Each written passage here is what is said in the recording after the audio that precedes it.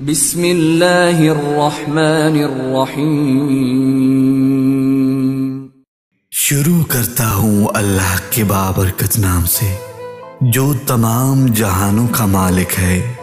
बेशक तमाम तारीफें उसी के लिए साजगार है।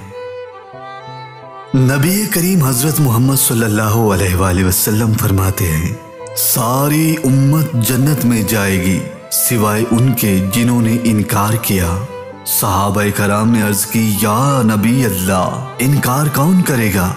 आपने फरमाया, जिसने मेरी अताअत की और मेरे कहे पर अमल किया, जिस चीज का मैंने हुक्म दिया उस पर कायम रहा, और जिस चीज से मैंने रोका उससे रुक गया।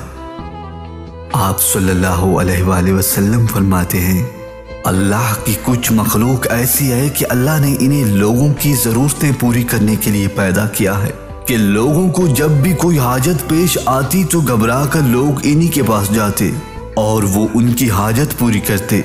बेशक ऐसे लोग अल्लाह के लिए बेहद मुकर्रब और महबूब तरीन बंदे हैं।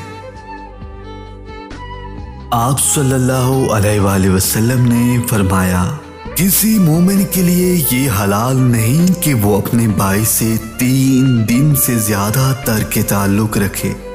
बेशक दोनों में अल्लाह के नजदीक वो शख्स बेहतरीन है जो सलाम करने में पहल करेगा। आप सल्लल्लाहु अलैहि वसल्लम ने फरमाया, खुदा को नेक अमल बहुत पसंद है।